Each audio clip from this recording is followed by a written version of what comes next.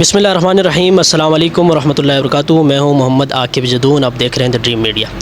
हमारे साथ मौजूद हैं हज़रत मौलाना मुफ्ती अब्दुल सलाम साहब। गज़ा के हवाले से बात करेंगे। उस्ताद जी, इस वक्त गज़ा में मुसलमानों की नस्ल कुशी जारी है। तकरीबन आज 6 महीने से ज़ायद का वक्त हो गया है और कोई 35,000 से ज़ायद लोग वो शहीद हो चुके हैं। इसी तरह कोई 75,000 से ज़ायद लोग वो ज़ख्मी हैं। इसमें एक बड़ी तादाद बच्चों की है, ख़वातीन की है और बुज़ुर्गों की है।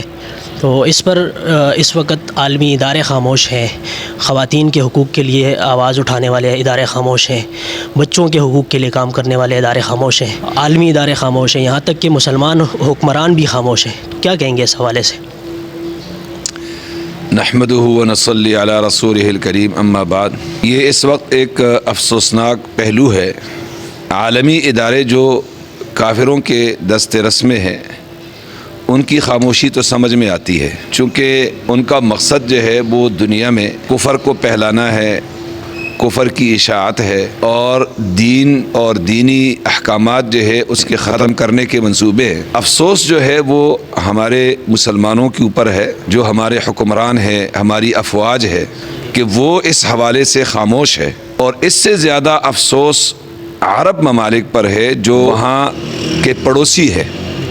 मिस्र भी अगरचे वो अफ्रीकी ममालिक में है, लेकिन ये है कि वो अरब ममालिक में आता है। और इसके साथ के करीब की जो और ममालिक हैं, और फिर सऊदी अरब बिलखुसूस जो है, चूँकि वो पूरे मुसलमानों की क़ियादत करता हुआ हर जगह नज़र आता है।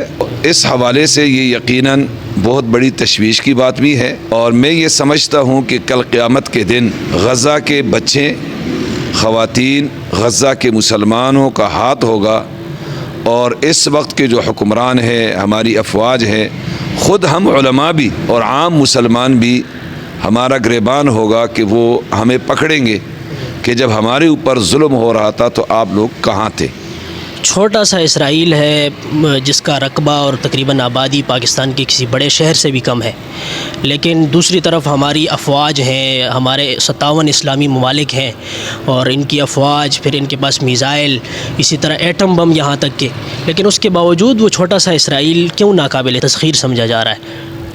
नाकाबिल तस्खीर वो है नहीं, लेकिन हमारी बुज़दिली की वजह से। और रसूलुल्लाह सल्लल्लाहु अलैहि वसल्लम ने एक हदीस में फरमाया कि एक ज़माना मुसलमानों पर आएगा कि मुसलमान कौम की हैसियत मिन हैसुल कौम, समंदर पर से झाग की हो जाएगी, या जैसे बारिश हो जाती है और नदी और नाले जो है वो बहने लगते हैं, उसमें खसो खाशाक होते हैं, इनकी हैसियत उस तरह हो जाएगी। इस हदीस का मतलब जो मुहद्दिसीन ने, उलमा ने बयान किया है वो ये है कि मुसलमान कौम बिला इरादा बन जाएगी। तो इस वक्त मैं तो समझता हूँ कि मिन हैसुल कौम, मुसलमानों में अच्छे लोग इनफरादी तौर से अल्हम्दुलिल्लाह बहुत है, होंगे, लेकिन ये है कि मिन हैसुल कौम हम बिला इरादा कौम जो है हम लोग बन चुके हैं। और इस वक्त, और उसकी पीछे एक वजह है, मुसलमान कौम ये समझती है और लोग ये समझते हैं कि शायद अमेरिका की ग़ुलामी में और यहूद नसारा की ग़ुलामी में रह करके हम दुनिया के अंदर इज़्ज़त हासिल कर लेंगे, लेकिन ये रास्ता ही गलत है कि इस रास्ते से मिन हैसुल कौम मुसलमानों को इज़्ज़त नसीब हो। ये ज़िल्लत का रास्ता है और इस वक्त मुसलमान अमूमी तौर पे इस ज़िल्लत के रास्ते पर गामज़न है। एक बात जो मेरे जहन में कई दिनों से है कि हम तो एहतजाजी कौम बन चुके हैं, हर मामले पर एहतजाज करते हैं, अगर कि उसका कोई फ़ायदा तो है नहीं, लेकिन गज़ा के मामले में इस हवाले से भी सुस्ती रही है। कुछ एहतजाजात तो हुए हैं, कुछ कॉन्फ्रेंसें भी हुई हैं, लेकिन अब जब जब जुल्म बढ़ रहा है तो उस हवाले से भी खामोशी देखने को मिल रही है। क्या समझते हैं इस हवाले से? मैं एक बात इस हवाले से अर्ज़ करूँ कि जब से ये वाक़या हुआ है फ़लस्तीन का, तो अल्हम्दुलिल्लाह मैं फ़जर की नमाज़ में क़ुनूत नाज़िला पढ़ता हूँ। मुझे हैरत हुई उस वक्त जब बाज़ दफ़ा कुछ मुसलमान आकर के कहते हैं कि कब तक पढ़ेंगे, और कुछ मुसलमान ये भी कह के गए कि जी हम थक जाते हैं। नऊज़ु बिल्लाह, अल्लाह ताला हमें माफ़ फरमाए कि अगर हम दुआ भी करने के लिए तैयार नहीं हैं तो आप बताएं उसके बाद जो अगली बात आ जाती है और अमली तौर से उनके साथ ताउन करने की, फिर एहतजाज करने की, मुसलमान इस हद तक जो है वो کمزوری دکھا رہا ہے. تو اس لیے اس وقت میں سمجھتا ہوں علماء کی بھی ذمہ داریاں ہیں اور مسلمانوں کی ذمہ داریاں ہیں کہ وہ اس کے لیے آواز اٹھائے. دیکھیے ایک ہے وہاں عملی طور سے جا کے اس میں شریک ہونا، وہ شاید ہمارے بس میں، ہم جیسے لوگوں کے بس میں نہیں ہے، لیکن ہماری افواج کے بس میں ہے، جو مسلمان ممالک کی افواج ہے اور حکمرانوں کے بس میں ہے. تو ان کی ذمہ داری، بلکہ ہم تو مطالبہ کرتے ہیں اور کرتے آ رہے ہیں کہ وہ راستے کھولیں.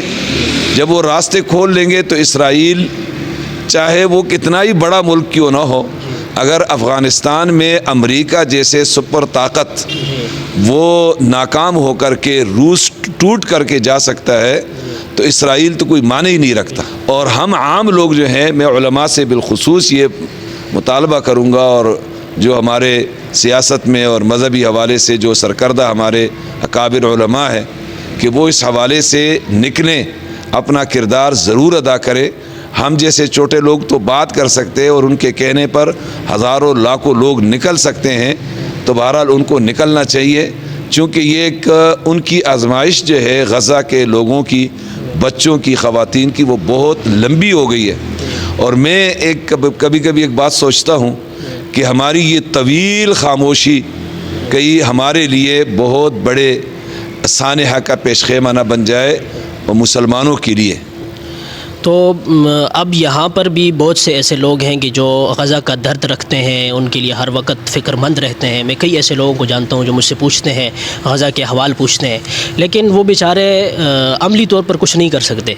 تو اس ضمن میں پاکستان کے اندر رہتے ہوئے ہماری کیا ذمہ داریاں ہیں، علماء کی کیا ذمہ داریاں ہیں، عوام کی کیا ذمہ داریاں، وہ کیا کر سکتے ہیں غزہ کے لوگوں کے لیے؟ میں تو یہ سمجھتا ہوں علماء کی بالخصوص اور عوام کی، وہ سڑکوں پہ نکلے، حکومت سے دو مطالبے کریں.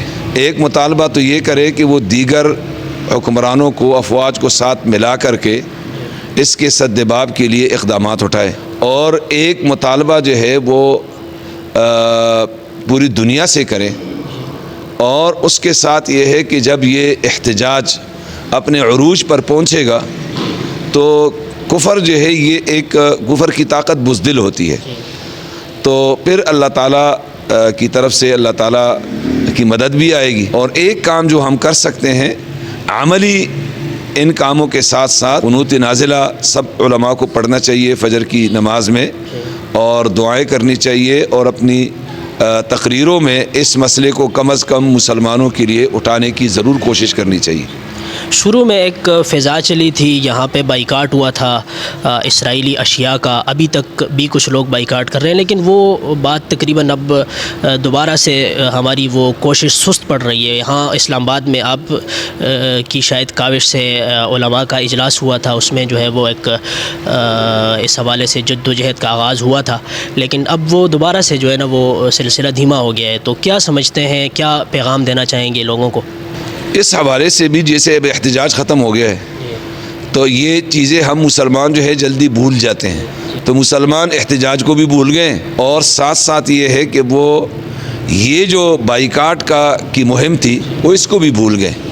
تو میرے خیال سے میں بھی علماء سے یہاں اسلام آباد میں رابطے میں ہوں ویسے، اور مزید کوشش کروں گا کہ ہم ایک اجلاس پھر بلا کر کے ہم اس کو پھر اثر نو جو ہے وہ اٹھائے کہ بائیکاٹ جو ہے وہ اس کو اور زیادہ مؤثر بنایا جائے.